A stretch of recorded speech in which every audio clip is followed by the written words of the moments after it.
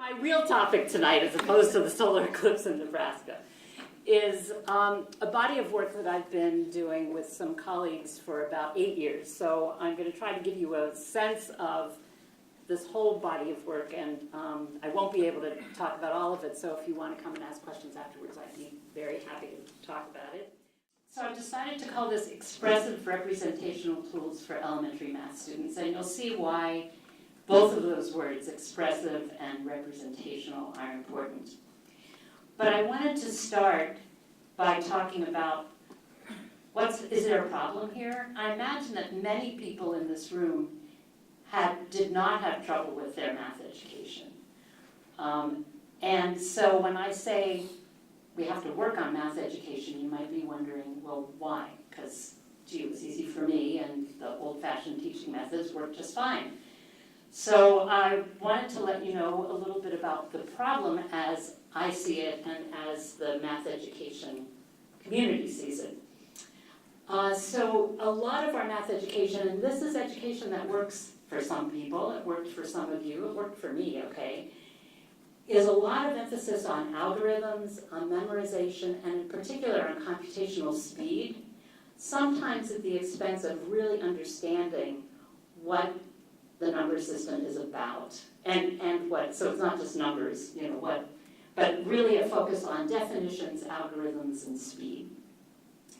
And a lot of tests that emphasize those same things. So we know that our education system is often driven by testing, and many of the tests ask kids to do lots and lots of problems really quickly. So that in and of itself is already a problem. I look in particular at elementary school, and in elementary school, many teachers are not comfortable with math. Most elementary school teachers do not go into that field because they love mathematics. They may in fact go into the field because they feel that they won't have to do much math. They're, in general, and this is a broad generalization, certainly not true of everyone, more comfortable with reading or with social emotional development or other very important parts of education. But math is not always a strength of elementary school teachers. And especially now, unfortunately, there are not a lot of professional development resources around those resources have actually been dwindling over the past, I'd say, 2 decades. Is this going in and out? It feels like it is to me. No? Okay, good. Okay, thanks. And more pervasively, we live in a culture that accepts math anxiety as normal. So, you know, you hear people say all the time, when I get on a plane and someone says to me, what do you do? And I say, oh, I'm a math educator, I study the way people learn math.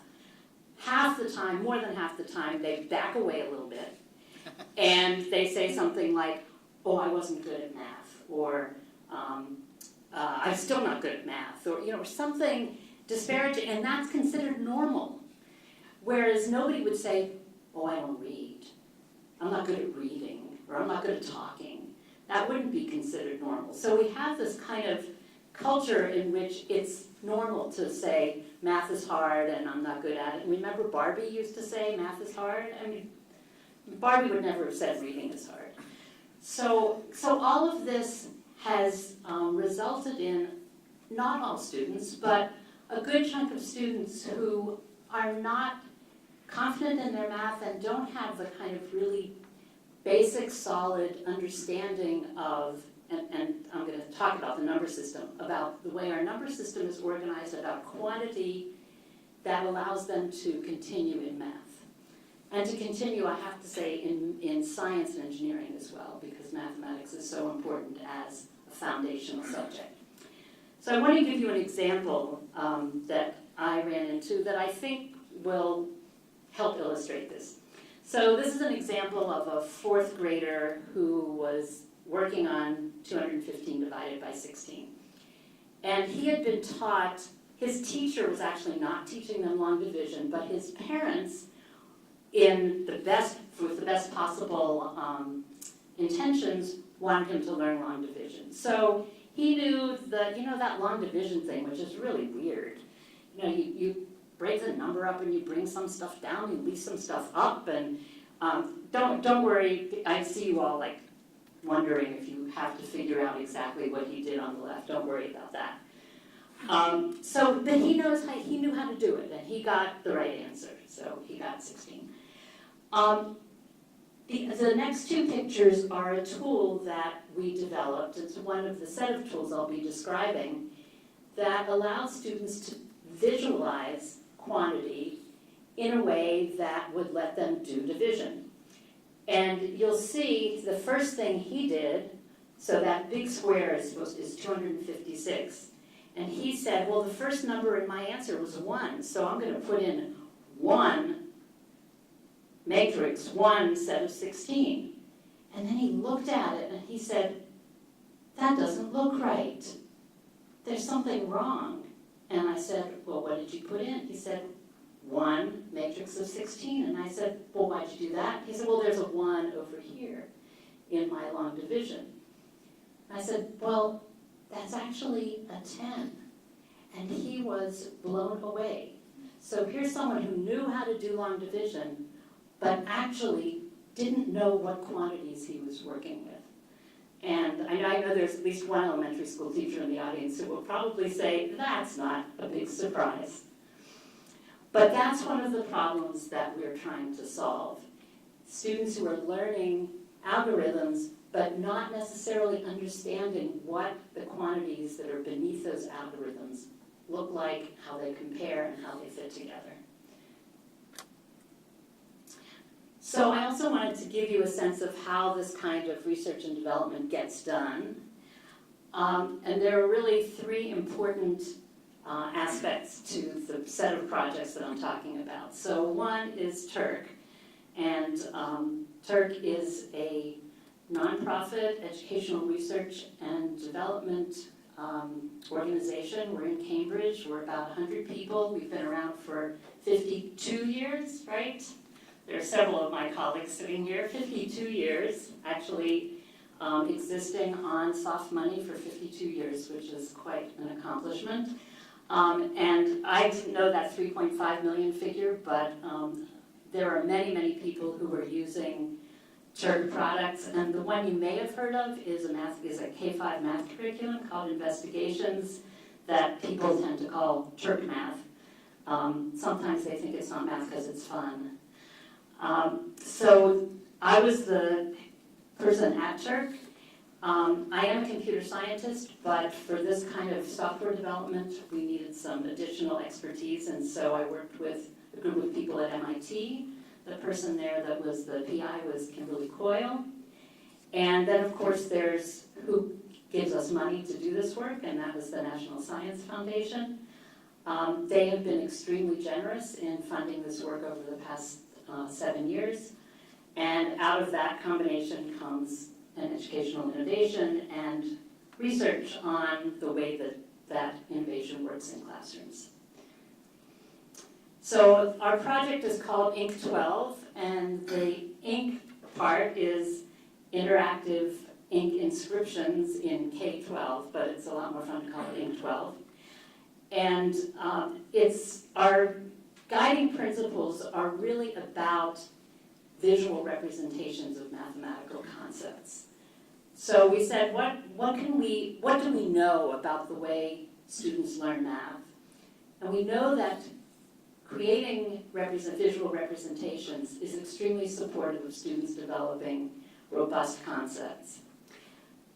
But we also know that most curricula do not give students many opportunities to do that. Often they'll give them a representation and have them label it, but that's very different from creating a representation from scratch. And in addition, we also know that some representations are kind of a pain in the butt to make. So have you ever tried to draw a number line with all the ticks and everything spaced out just right? That's not something that you want students to be spending a lot of time on, but you'd like to have them be able to use those kinds of representations. So we said, how can we use technology to support students' creation of representations of mathematical quantities and take some of the tedious piece out of it, but still represent quantitatively accurate operations and, well, I should say, mathematically accurate quantities and manipulations of quantities. So that's kind of the overall perspective that we took. The other thing that we were aware of, I've worked in classrooms for many, many years, and I know that you can't just think about a piece of software dropping into a classroom and expect that it's going to work. So you have to think about the context in which it's working and how it fits into the classroom culture. So the thing I want you to notice on this is just the top parts of these columns. So the way we think about the software is that students create representations on tablets using pens, and you'll see exactly the tools that they use. They send them then to a teacher who looks at them on her tablet. We've developed some tools to help the teacher understand what the students have done. So that's the interpret stage, which is in the middle. And then the whole point of, well, not the whole point, but a big part of this is a way of having a discussion in the classroom around different representations. So a lot of the uses of computers in education kind of isolate kids. They're sitting in front of their computer, they're working on their own. But we see this in the context of a classroom in which much of the learning goes on when students talk to one another. And they talk about different approaches that they've taken to the same problem. So our system allows the teacher to choose several pieces of student work and display it and have a conversation around the different approaches that students have taken. So I wanted you to see the whole context of this software. It's not just a student sitting by him or herself, but rather it feeds into the entire classroom conversation. So we talk about it as a conversation-based classroom, which is not the way that computers are sometimes thought of. Now, those of you who know anything about MIT know that we sometimes talk about the fire hose education, maybe not just at MIT, but so this, I'm now going to give you a fire hose introduction to the Inc. 12 project. This is exactly 3 minutes long, and it was produced, the National Science Foundation had a wonderful idea of sharing video, 3-minute videos from many of their projects, many of their education projects. And so this is a video that we produced that is exactly 3 minutes, because that was the limit, and tries to get through the whole project. So this will give you the overview, and then I'll go back and talk about the individual points that this will tell you about very quickly. The Inc. 12 project, a collaboration of Turk and MIT, is developing tablet software to support elementary students learning multiplication and division. Classroom Learning Partner, or CLP, provides students with tools to create representations of multiplicative structures. Students use the tablet's pen to draw, annotate, write, and highlight with a selection of colors, and easily erase their work. CLP's tools highlight different aspects of multiplication and division. The stamp tool allows students to create representations of situations involving multiple identical groups. For this problem, students create a stamp, enter the number of objects that it represents, and make copies by dragging on the stamp handle. This student drew a spider with 8 legs and stamped 4 copies. Then she drew a butterfly with 6 legs and stamped 9 copies. She skip counted to find the answer. The array tool lets students create and manipulate arrays to visualize relationships among different products. Students create an array by specifying its dimensions, divide it into smaller arrays by cutting it, solve the smaller array problems, and add up the products to get the answer. Arrays can also be snapped back together. This student divided the 34 by 68 array into 4 smaller arrays, solved the smaller problems, and added up the products to get the answer. The number line tool provides students with a way to visualize division as a process of counting a series of equal jumps. For this problem, students create a number line using the dividend as a length and make jumps by the given factor to determine the quotient. The tool provides feedback by showing the size of the jumps, which students can use to correct their work. This student created a number line up to 48 and made jumps of 8 until the end. She counted the jumps she made to get the quotient of 6.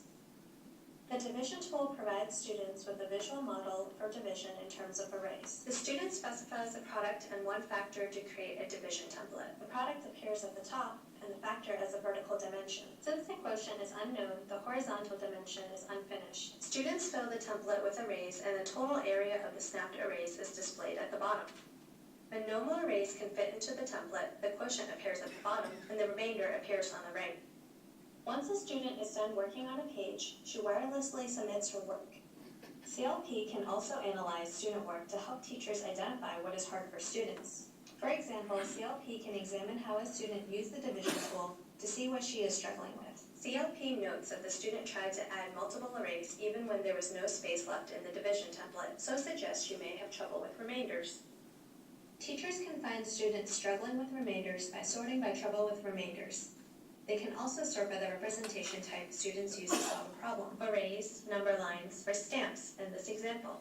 The ability to sort student work helps teachers choose examples so that students can see and discuss a variety of problem-solving strategies.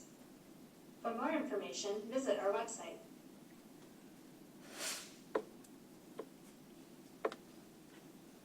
I'm always out of breath when I'm done listening to that. Okay, let's see. No. Oh, okay. All right, so you saw examples. Let me just stop and ask, given that you know that I'm going to go back over that, though, are there any questions that you have at this point so that you can kind of listen to my more detailed description of the tools? No, okay. So we designed, as you can see, several tools that allowed students to create visual representations of mathematical concepts. And we had a bunch of design criteria. So one thing is that we wanted to make sure that the software itself wouldn't be the issue. So we tried really hard, as I'm sure you all do in your work, to make an interface that was pretty intuitive. While some of what we did was a little bit like what students might do with pen and paper, we wanted to make sure it had some advantages over using pen and paper. So, for example, you can erase, and let me tell you, most students, when we asked them what they liked about the tablet, the first thing they said was, I can erase without leaving a hole in the paper. So that was a big deal. And I can use lots of colors without stealing them from the next table. We wanted to illustrate key mathematical quantities and allow for legitimate mathematical manipulations. And then the key thing, I think, about this whole project is that we wanted to let students be expressive. So one of the things about color is it really is a way for students to express themselves. They were able to draw, and you'll see this in a second on that stamp, they could draw whatever they wanted to illustrate a mathematics problem. But we also wanted to have enough structure that the computer could do some automatic analysis. So it was finding that sweet spot between the expressiveness and the structure that I think was the key to the entire project. And I think actually that's generally something that computers in education has not necessarily done well, but I think it's an important dimension for people to be thinking about and finding a way for students not to give up their expressive potential in order for the computer to do all the analysis. So that was what we struggled with, and I think successfully came to some good middle ground. So the first tool that I want to talk about are the stamps. So one of the most common structures for multiplication, so remember we were focusing on multiplication and division and in 3rd through 5th grade. One of the most common ways of thinking about multiplication is that it's a number of identical groups. And you have the group size and the number of groups. And a way that students often will think about that is with a series of identical pictures of each of the group. But drawing 5 different identical pictures is likely to distract a student from the underlying structure. And students sometimes like, oh, I need to make sure that every single flower has a little red dot in the middle that's just the same. I see my elementary school teacher friend over here. She really gets what I'm saying. So we thought, so how can we, again, keep the expressive quality, but use copy and paste, basically, to let students create a picture of multiple identical groups and only have to draw it once. So I'm going to show you a couple of examples of student work. So one of the things that we do at Turk all the time is take things into the classroom immediately. We don't do things in labs very much. We try out our stuff in classrooms. So everything that I'm showing you is from a classroom, actually in Waltham, where we've been working for a bunch of years. And these are all pseudonyms, so someone asked me if there's any part of this that couldn't be recorded, and no, this is fine, because these are not their real names. Now, this is going to be the tricky part. Okay.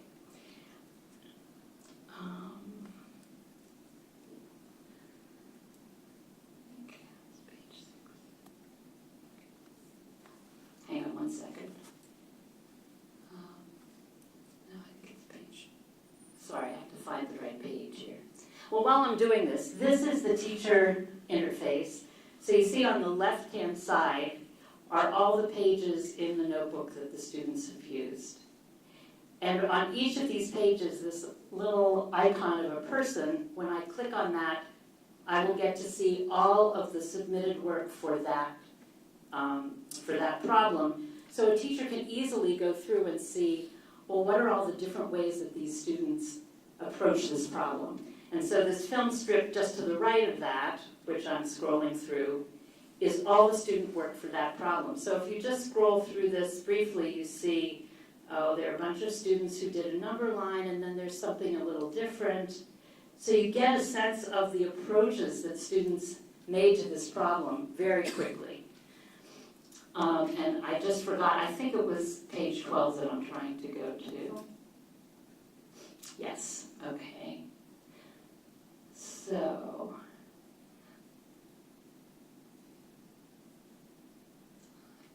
oh, right, okay. So then I'll click there.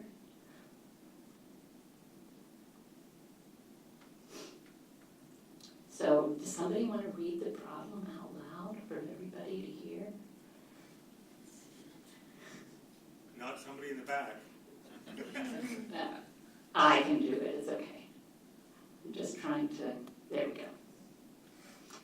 All right, so the problem is, Alex has 4 bags of apples and 5 bags of pears. There are 8 fruits in each bag. How many fruits are there in all?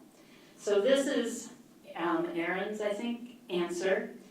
And one thing you didn't actually see in the video is that we keep all of the ink strokes, so I can replay what the student did.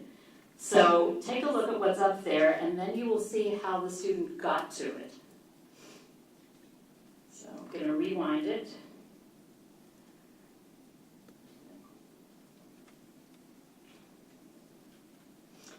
So she created a stamp, did a lot of erasing, she put apples in all, oh, there we go. There's a lot of this arranging that goes on. Okay, now I'm going to reuse the stamp for the pears. Notice the color. The pears are green, the apples were red. Let's arrange those pears. All right. Oh, one more, I forgot the last one. There we go. Okay, and now, and did you see what she did at the end? Is she used the images to skip count. So she knew that there were 8 in each one, and she was able to do her multiplication table right on top of the image. So I find this interesting in a couple ways. One is seeing the process actually is very illuminating in terms of what did she do first, how she reused the stamp. This would be, you can tell that that last 8 pairs is different from the others because the handwriting is a little different, and we noticed that she had put 4 down and then she said, oops, I didn't put enough, and she made the stamp again and created another one. So this replay is also available to the teacher, so the teacher can replay students' work and ask the students to describe what they were thinking at various times. Yeah? So I didn't see exactly where the numbers came in. I mean, that seems like the critical step. How did she know how to do? With the 8, so she knew that there were 8 fruits in each bag. Right, but how did she then go 8, 16, 20, So 32? because we didn't, well, I'm going to show you another case where they're actually, you can see somebody writing, adding the 8 each time. I suspect that she knew her 8s table, and so she knows how to say 8, 16, so that may be something that she memorized. So this gave her a way to organize that knowledge. So that, I don't know for sure how she did it, but that's what I'm figuring. If they had not memorized it, is there like would they have a workspace there? Oh yeah, so one of the other things, when I get there you'll see it, but she could easily have written like 8 plus 8, 16, written the 16, erased it. And we see that happening a lot, that the students don't want their scratch work to show. It's another thing they really like about this. There's a nice, neat final product. But what I would say is that she was able to organize those numbers and to see what they referred to because she had the images. And that the process of creating the image allowed her to think, okay, there are 4 bags of apples. I see I have 1, 2, 3, 4. So that this is also a picture of the way she's thinking about it. Somebody else had a hand up. No? I thought you did. Okay. Yeah, but that's okay. So, before you started playing, Thank you. Before you started playing, I expected that there would actually be 8 pairs in each of those bags. She's just written 8 pairs, which I think is quite interesting. Yeah, so actually we did, this goes off into one of the parts that I can't talk about that much, but we actually coded these in terms of whether they had a pictorial representation of the 8 or just a symbolic representation, which I think is one step more abstract. So, and I don't have the data about that, but we did note that there are different degrees of abstractness, and this is maybe a little closer to not needing the picture than if you actually had 8 little red dots or 8 little green dots. Now you had your hand up briefly and then down, and did you still have a question?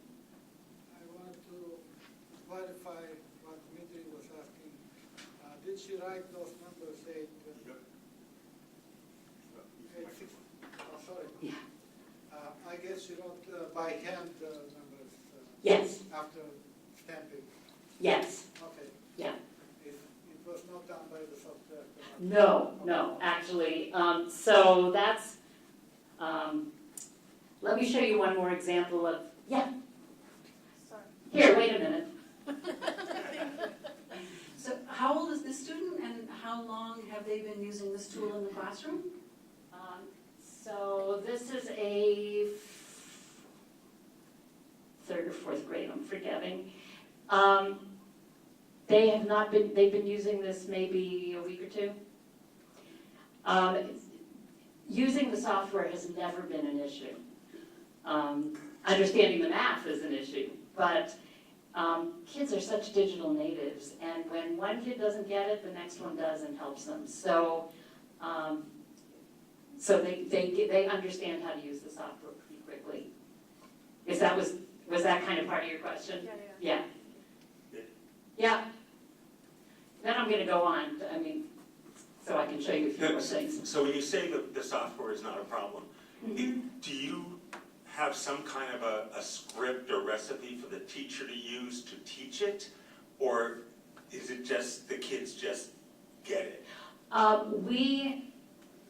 So when we go into the classroom the first time, we have about a half-hour routine that we do that gets kids comfortable with the menus and choosing, with not so much the tools, just the choosing colors, using the pen, how do you send your work to the teacher, and we have a little half-hour thing that always works. They all draw a picture of themselves, they send it, everybody tries to guess who it is. So then they're comfortable with the hardware, I would say. Each of the tools becoming comfortable with the tool means becoming comfortable with the mathematics that it represents. So I would say in that sense, we do have some demo problems, so we do some demos with each tool for 5 or 10 minutes, maybe. And then we give students a bunch of problems to do with the tools, and then the discussions are about the mathematics, not about the software. Did that make sense? Yes. Okay.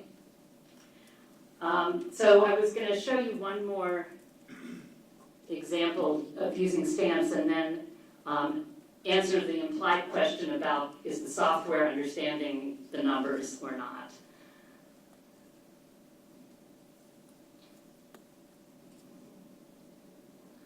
So here's one. So this one isn't totally correct. And it also, see this representation with little dots as opposed to the numbers that you pointed out. Let's just watch how this one goes.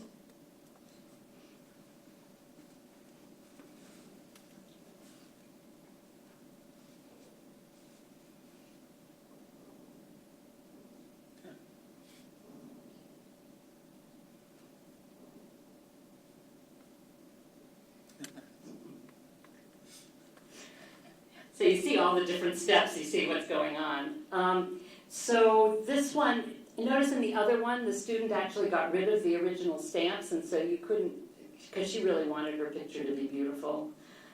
In this case, the student did not get rid of her stamps, and so you can see these numbers down here. Now with these numbers, this was a struggle all along, and I think it's one of our attempts to find that sweet spot about expressiveness and structure. We wanted the computer to somehow know the quantity that was represented in each of those stamps. Well, the computer's not going to count the number of little dots or anything like that, and you don't know what the kids are going to draw. I mean, they draw butterflies and nothing that is going to be particularly easy for any visual recognition. So we wanted the students to say how many their stamp represented so that the computer could see if it was correct or not. Or see, if not, what was the student trying to represent. The hard thing is, how do you ask the student what that number is? So this is a third grader who's just learning about multiplication. Maybe they know the language, size of group, and number of groups. Maybe they don't. If they're just learning multiplication, they're not fluent in that. So we tried, how many things are you counting on your stamp? Or, and sometimes it worked, but it was actually, I would say it's an interface that was never perfect, but that it led to conversations in the classroom about what that number means. So it's kind of an interesting thing that we couldn't put in the software exactly the right prompts, but it could lead to a classroom conversation. So this is why thinking about how a piece of software is being used and what happens after the students use it individually is so important, and why even an interface that never worked perfectly can be educationally useful if it's part of a classroom conversation. So if those numbers are filled in correctly, then the computer can know how many copies were made and how many did each of those represent. But if this number, so this number is 5, but there are 5 bags of pairs, there aren't 8. So she's gotten her group size and number of groups switched. Sorry, I Yeah. didn't interrupt, but so would you say that the student conceptually understood what, as a teacher, what would you conclude from this? I would say, and so that's a really good question. So what I would want a teacher to be able to do is to use this example and show how this part is fine and this part isn't, and to have a conversation about why does part of this represent the situation and the other part not? If all you saw was a piece of paper that said 72 on it, there's no way that you could have that conversation. So another way that we've talked about this software, in addition to being expressive, is that it makes students' thinking visible. And that's part of what you need to have the kinds of conversations in classrooms that actually help students develop their thinking. Yeah. Thank you.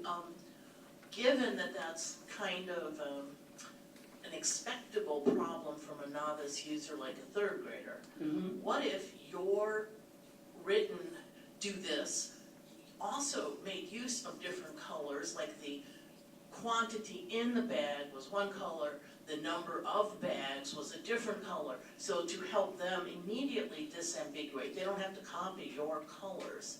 But the other thought that I had, which wouldn't solve this, because here the kid got confused between how many versus how many are in, so it's not a math mistake, it's a misreading of that statement mistake. Well, that's how I look at it. Okay. I'm not a math teacher, but that's, from here, that's how I look at it. Or I'll put it like this, I could easily have done that myself in third grade, and it would have been, I would have gotten the two things confused. But another thing that I'm wondering, like to help prompt them towards the answer, because these are babies, I mean, these are baby mathematicians, having the numbers above there that they could drag and drop, so that when they put an 8 at the bottom, let's say, at the bottom of that thing, the computer knows, they now have to do handwriting recognition. You can store that this is 8, and you can actually help them with that as well. So that seems to me another possibility, to prompt them to put a correct number, but also to enable the interface to do some more math to check them. Right. So yeah, those bring up all kinds of really interesting issues. Can I answer it first? Sure. So actually, we don't do handwriting recognition. We have a little keyboard that pops up and they can put in the numbers. So we tried to do handwriting recognition and failed miserably. So and you know, there's this question about how much do you want the computer to correct at that moment, and how much do you want to let the student play it out and then have a discussion later? And I think that's an empirical question. So we could, and I'll show you actually the next tool if I ever get to it. We made a decision to provide some kind of feedback, but not other kinds of feedback. Because we wanted, I mean, it's a philosophical question, like where do you want the correction to happen? And I think a lot of computer programs actually have it happen right here at the keyboard. And I tend to lean a little bit more in the direction of having it happen in conversation with people. So, which doesn't mean you have to do just one or just the other. So we could have the computer know, no, this really shouldn't be a 5, it should be an 8. And they could right away say, are you sure, or something. Or we could have an interesting conversation where different students are looking at this work and helping each other make sense of it. So, and as I said, I tend to lean more toward the classroom culture conversation piece, which is, as I said, I don't know if it's partly personal preference, it's partly kind of a philosophical thing. So yes, there are other things we could have done here, totally, you're absolutely right. And we made some decisions, and I'll show you, let me get to the next tool so I can show you another example of a similar kind of decision. Do you mind if I go ahead, or do you want to talk while I'm going on to the next slide? Sure, because it's actually a good segue, but leave this up for just a second. Okay. I don't think this kid was as confused as people think he was, because even though they only drew 5 green dots in the second one, They wrote 5 times 8. Yeah, they understood that this is a bunch of pairs and there are 8 of them. Right. If the computer were to count those dots, it would think that he made a mistake, but actually he was just going in a bunch of pairs. Right. So one thing that's a really good point, and thank you for pointing that out. One thing that we don't know is what happened, did the teacher come by at one point? And we actually know a few times where the teacher did come by, and we see suddenly something that was very confusing suddenly gets straightened out. And one of the things that we thought about implementing but never got around to was a way for a teacher to just like tap the corner of the screen to say, teacher came by, so that when we look at the student work, or when the teacher looks at the student work, she could say, oh yeah, I remember I helped so-and-so at that point. So I don't, and this was like 3 years ago, so I don't actually know whether to think that somebody helped. Somebody came by and said, really, are you sure? Or if, as you're suggesting, which is totally possible, the picture represents not the complete understanding, but the numbers represent the complete understanding. I could make a case either way. But thank you for pointing that out. Yeah, go ahead. Well, so it's interesting because what you're getting here are not just models of confusion, but models where people are skipping things, skipping steps, which is another thing that I mean, it's interesting. So do you have a model of the way that, have you started developing models of ways that people are both confused and skip stuff, et cetera? Is there a deeper kind of conceptual thing going on in the work that you've got? Yes. So I think what you're asking is about, are there kind of common kinds of misunderstandings around this kind of thing, around multiplicative structures, like the one I showed you at the beginning where somebody didn't realize that a 1 really was a 10. Yes, I could probably, I mean, I can't do them off the top of my head, but I would say I could write those down, yes. We certainly have not built those into the software. I mean, so, you know, there are some people who spend time working on models of learners and then trying to anticipate what they might be doing in order to help them through those hard points or keep them from getting to those hard points. We haven't actually done that. Right. You got to get to this point first. Yes, but I'm not even. But I'm saying something more radical than that. Yeah. Even if I totally figured that out, I'm not sure I would want to then spend the time developing the computer thing that kept people from making the mistakes. Because I think those are the learning opportunities. Somebody tell me, I'm supposed to stop at 8? 8:30. 8:30. Oh. You can take questions up until 8:30 and then Okay. stop. Okay, all right, good. All right, so I talked a little bit about stamp design issues and I want to move on. Okay, so I want to talk about number lines because I think this is another case where our design decisions about feedback were really a matter of discussion for quite a while. So as I mentioned before, students have trouble drawing accurate number lines, even though number lines are really good tools to think with. And number lines are a little bit less pictorial, a little more abstract than the stamps.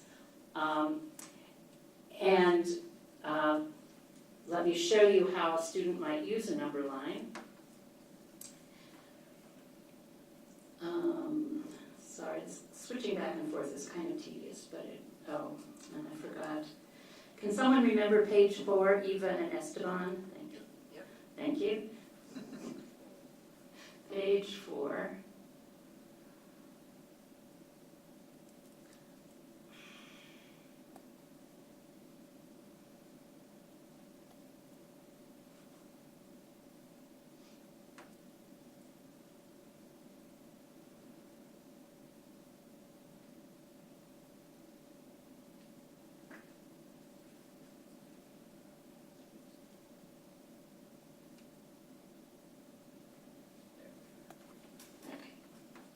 All right, so this is a division problem. And let's rewind this. So she's basically, the whole problem wants her to figure out what 72 divided by 9 is. And then the right side of it, she really has to do a little bit of addition, but we're really just looking at how is she going to figure out 72 divided by 9.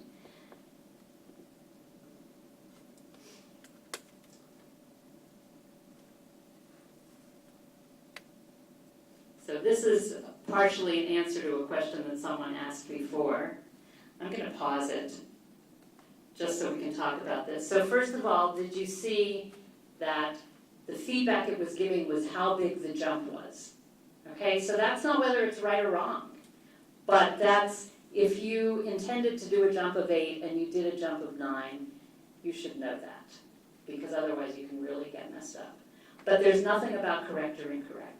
So this is an example of kind of intermediate kind of feedback that, that we tried to incorporate. It would be really easy to say, you know, if someone was jumping by 7s, no, that's wrong. But we don't do that. We just tell them, so we're trying to leave the initiative with the student. In this case, the student didn't know her 9s particularly. So each time after the first few, she added 9, got what the next number should be, and then erased that so that when you noticed that when you saw the final product, none of that was there. But because we can replay it, we see what she was doing.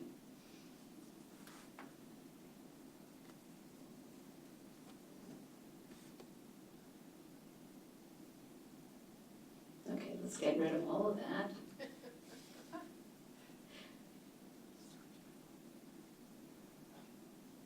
Okay, and so she also correctly, as you can see up there, put in the 3.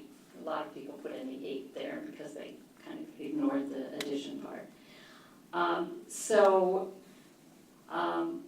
This is what I wanted to show you in terms of making decisions about feedback and not decisions about correct and incorrect. That there's intermediate stuff you can do. And I can't remember exactly why I wanted to show this one, but let's just look at this one.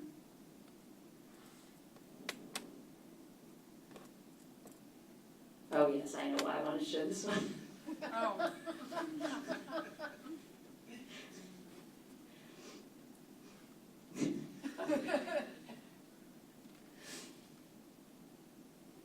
So again, we don't know what happened in between the scribbling and the starting to work on the number line. That could have been a teacher coming by or another student saying, hey, get to work.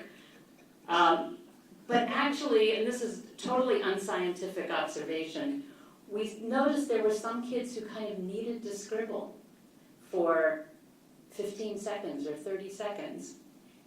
And then they settled down, and the fact that they could scribble and erase it was actually a great comfort to a bunch of kids. So that was not something I expected, but there were many kids who would scribble and then they would settle down and do a really good job. I was about to say that I think those were mostly boys, and I think that may be true. One of the things that we did, which I will talk about a little more later, but just since it's on my mind, is we analyzed like 1,000 pages of student work from 5 weeks in a class, and we looked at things like who used the stamps the most, who used colors the most. There were some students who never used a color, it was just all black. And there were definitely gender tendencies in terms of both the stamps and colors were used more by girls. And so I think that's just that didn't surprise me terribly, and I think it's really important that, especially when we have fewer girls going into math, that we remember that this expressive piece is important and can engage some students who may not be engaged in the more, traditional, just numerals way of thinking about math. Okay, I want to show you the one more tool.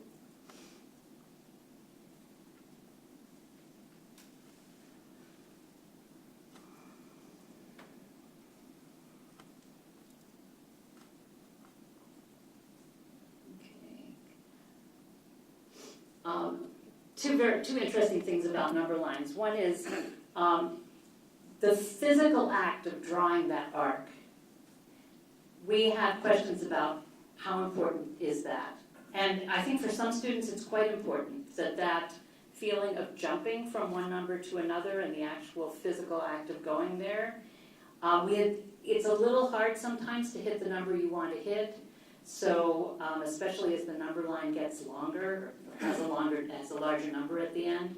So we did think about maybe we should have like an automatic version of the number line that just required students to like tick the number they wanted and then the arc would show up for them. So that's a research question I don't know the answer to. I think for some students the actual drawing is important and for others it's not as important. But that was something we thought about. Also, we noticed that a lot of students were using the number line, like they said, well, I know that the next jump should be, I'm at 16, and it's somewhere in 20, and I know it has to be 8 away, and so they would draw like a whole bunch of arcs until they saw the one that said 8. And so we thought, there are students who are kind of using the number line to shore up their computational skills, but it didn't really bother me because they understood what they were trying to do. They understood that they were trying to make equal jumps. Again, it's another question, like maybe at some point you take that away. Maybe there's a way that after they get used to it, you take away that feedback. But we did see a lot of students who were just kind of like, let me get that 8, let me get that 8. Oh, there's the 8, no, let me go on to the next one. Yeah? I think I would have loved to use the stamp tool on the arc. Oh, that's interesting, to put the two of them together. Yeah. Well, one of the things that we hope teachers do is to put up a stamp example and a number line example for the same problem and ask students to talk about what differences and similarities do you see between these two representations. And that would be a great question. How could you put them together? Where do you see? Where's the stamp on the number line? Where's the number line and the stamps? Are they the same thing? Could you put them together? It would be a wonderful discussion to have kids think about how representations similarly and differently reflect quantity. So that would be great. All right, so the last thing I want to talk about, at least for now, are arrays. And arrays are, in some ways, they're wonderful representations because you can see so much. You can see the commutativity of multiplication. You can see the distributive property if you know how to manipulate arrays. But I think most people in this room know how to look at an array and see it as a multiplicative structure, and that's not necessarily the case for students. So I think of arrays as being kind of a place we want students to get to, but not necessarily a place that's natural for them right away. So I think the stamps and the number line are kind of more natural in terms of how they represent quantity. And arrays have a lot of wonderful characteristics, but they're a little harder to grok. So let me show you some uses of arrays by students. Okay, now I have to remember Dahlia and Jared on page 12.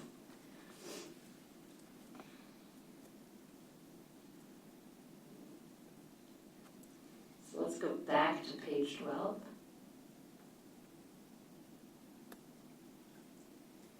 So we're back to the apples and pears.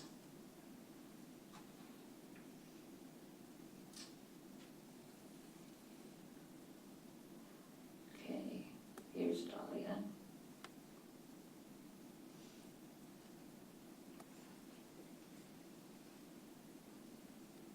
Okay.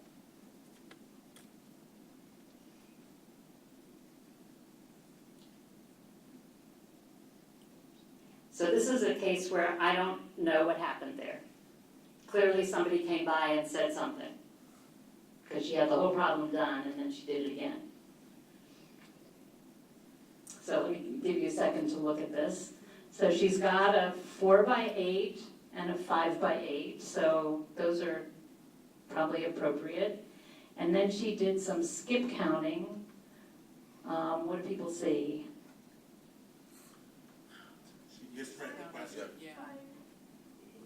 She missed, somebody said she misread the question. What other way might you, anybody have any other ideas? She misread the second array. She was adding 5 for each row, even though the rows are 8 across. That's how I would have described it. I mean, it may have come from misreading the question, but I would say she misread the representation. And this is part of why arrays are hard, right? There's a 5 here. So it's not all that crazy to count by 5. It's not like she was counting by 17. So this is why I say arrays can be difficult. You know, there's something clear about them, but sometimes there's something not so clear about them. So she had the right idea here, and she had the right idea here, but ended up counting by 5s instead of by 8s. We actually, I mean, to go back to the, you know, like what could the software do to help her at this point, we actually did, this is a very hard problem, but we actually can do some handwriting recognition and skip counting because we know what to expect.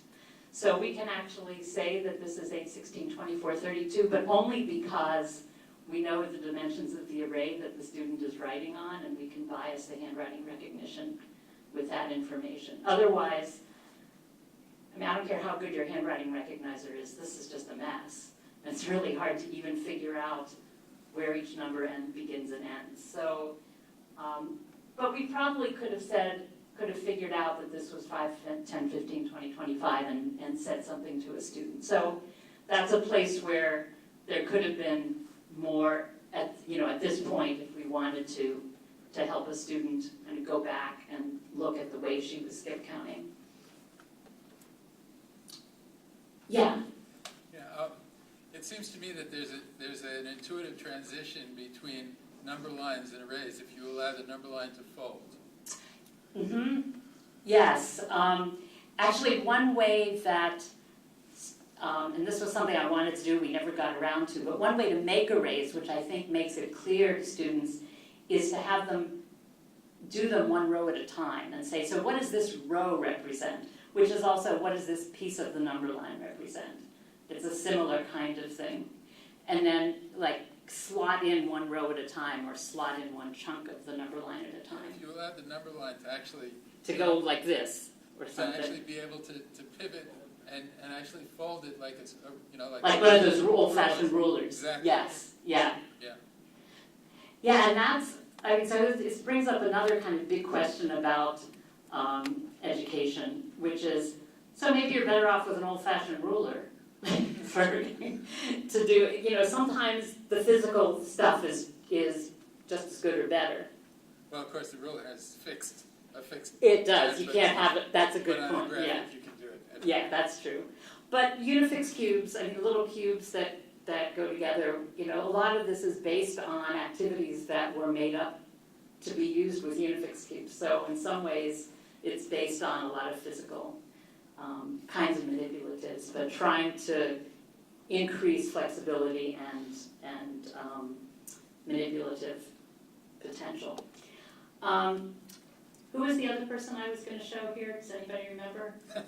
Jared?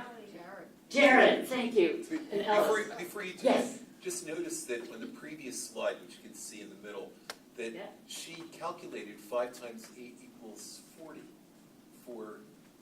Here. Yeah. She did the other one wrong, but she did 5 times 8 equals 40 correctly, which is so fascinating. Yeah, but then she got 4 times 5. Right. Exactly. Yes, but she did, yes, Yeah. yes. Third graders, expecting consistency from one minute to the next is like totally unreasonable. Yeah. So, so the question is, does she know, if I was trying to parse out what this student knows, does she know her times tables? A little bit.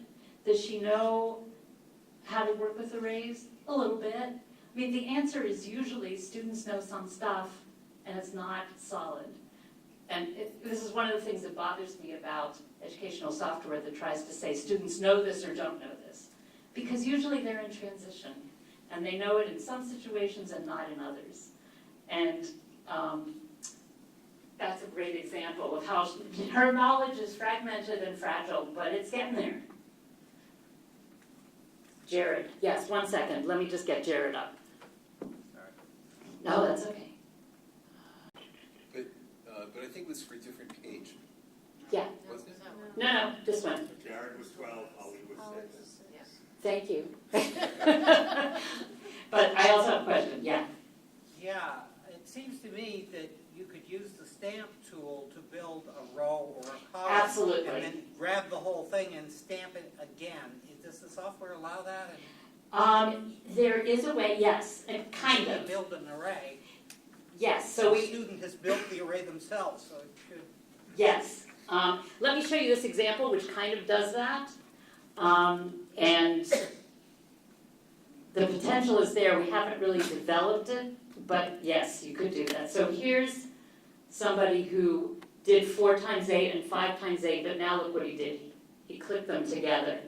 So there is the ability to add arrays together, and you could, if you started out with a 1 by 8, you could certainly add a bunch of 1 by 8s, make them into a 4 by 8, and then add a bunch of 1 by 8s and make them into a 5 by 8. This student, interestingly, I happen to know because I looked at a lot of his work, he was one of the few students who consistently used this snapping behavior on arrays. There's something about it he liked. And one of the things that we noticed in looking through this thousands of pages of student work is that different students had different patterns. Just that they each had their MO. And I find that, when you say it that way, it's like, well, of course, but we often want students to all do the same thing. And the beauty of giving students 3 different tools to work with is that they all got to choose. And we saw different ones choosing differently because that's what spoke to them. And as I said, it's kind of a dumb research result, but I think it's really important that students have that kind of choice for what representations and what manipulations make sense to them. I want to show you just one more research result and then take more questions. Did you want to show us Ollie on page 6? Oh, that's okay. Thank you for remembering. But I think I'll go on. Let's see, I want to go back to this.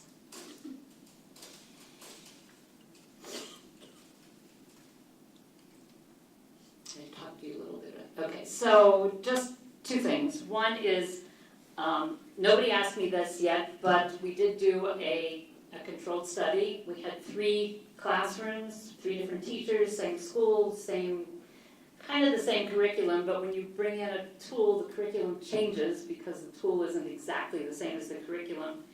You can probably guess which the classroom we worked with was.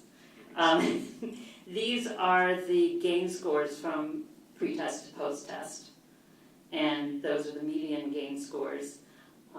And the classroom we worked with was A, so the kids gained on average a whole lot more than the other 2 classes. Actually, one of the classes started much higher, but our kids...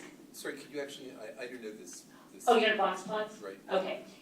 So these are gain scores. This is the middle half. So this is the median gain score, okay, on each class. This is between the first quartile and the third quartile, so the middle 50%. And then these are the extreme. Actually, saying they're the extremes is close enough.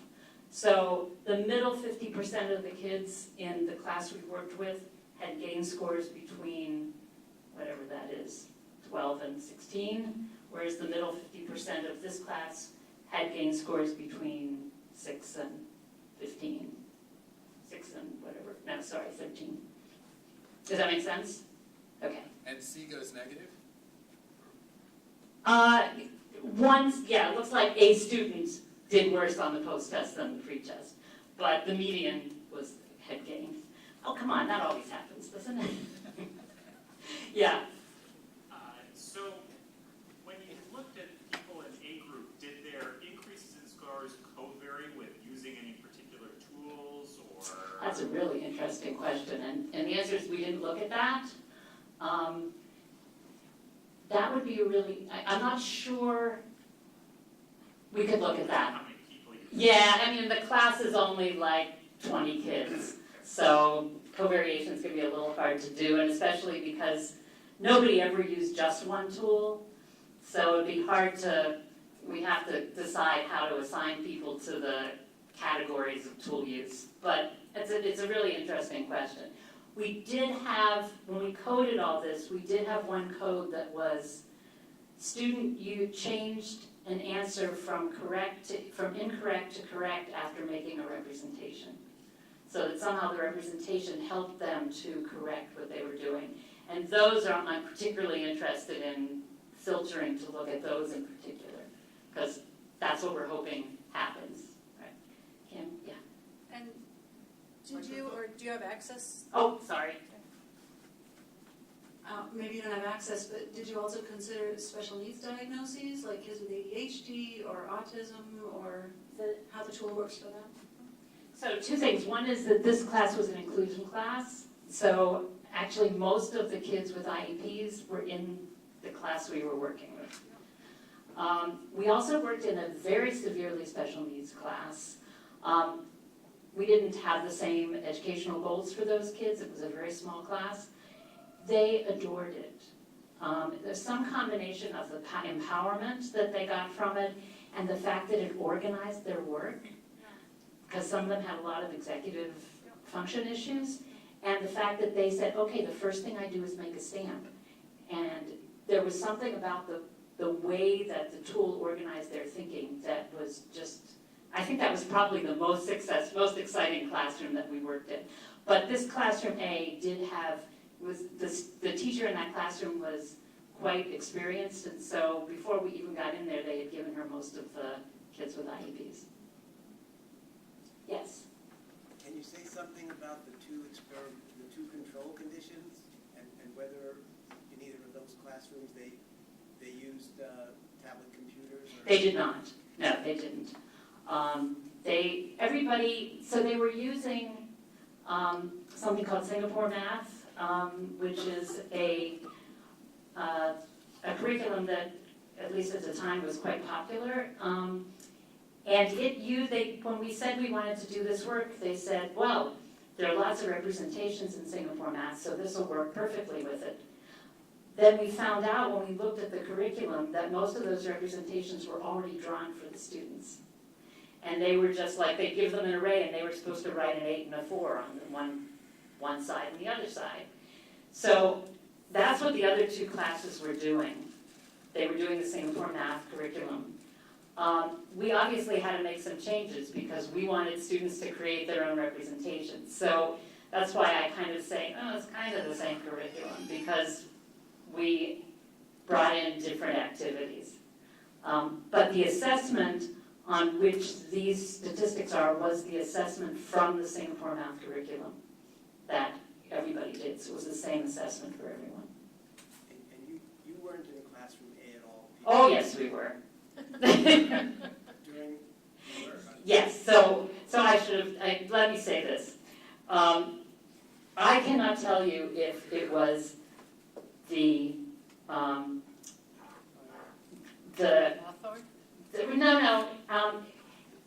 not so much a Hawthorne effect as we were helping the teacher. So we helped the teacher look at student work, for example. So we were kind of co-teaching. So I can't tell you if, I can guarantee you it wasn't just the software, it was the software and the activities and probably the help we gave the teacher. So, yeah, we were there. But you were only helping the teacher, not the students. We were not we weren't helping the students that much, but we were helping the teacher a lot. And that dribbles down. Yeah. So, Microphone. so if it's really high. In any case. You have a loud voice. Yes, so if, have you thought about doing something for blind and visually impaired students? That is a fabulous question. I have not, but there are people, I mean, is that something that you're interested in personally, or was... Theoretically. Theoretically. No, there are people at Turk right now who are working on how to make representations accessible to blind and visually impaired students. We didn't do it in the context of this project, but that is something that people are trying to think about, especially in the context of data.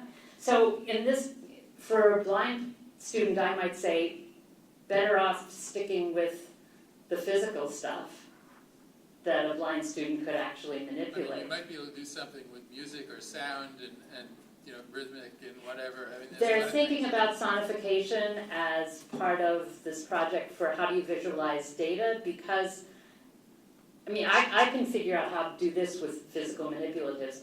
Data with physical, without physical manipulatives is much harder. And so, how do you help blind and visually impaired people see patterns in data? That's, I think, a bigger challenge, and there are some people working on that. But we didn't do it in this context. Actually, for some data analysis, sound is maybe better than visual in some cases. Depending on the kind of data that you're looking at and the kind of relationships you're looking for. That is true. I think I have time for one more question. Yes? Speak loud. Oh, here, you want mine? You have a loud voice too. Okay, my. No, you don't. My, okay.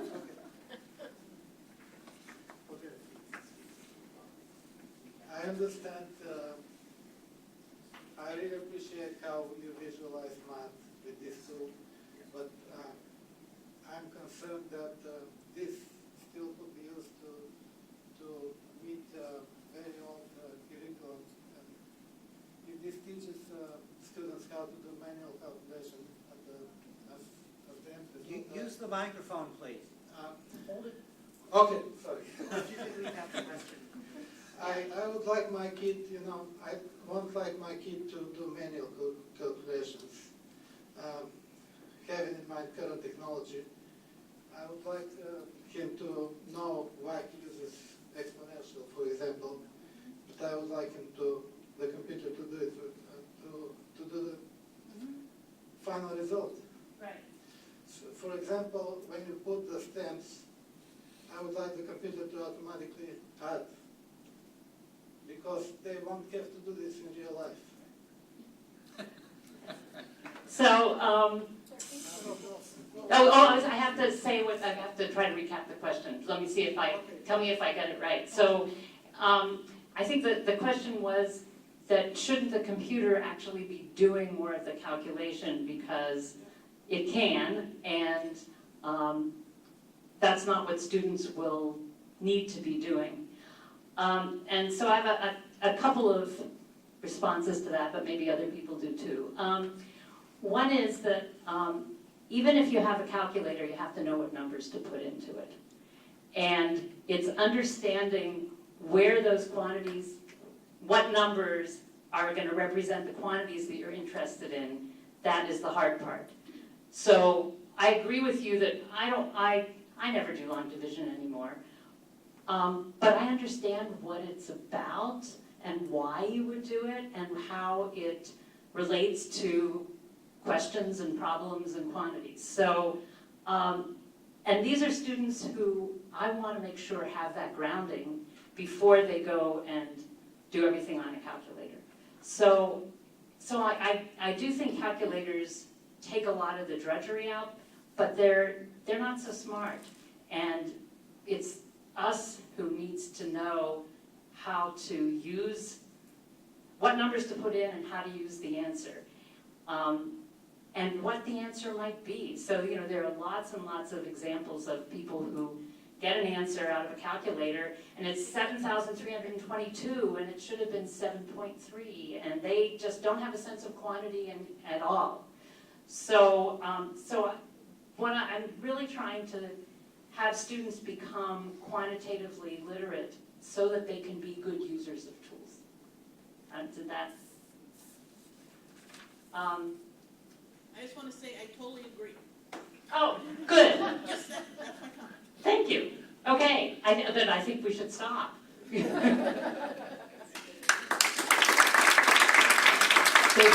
you.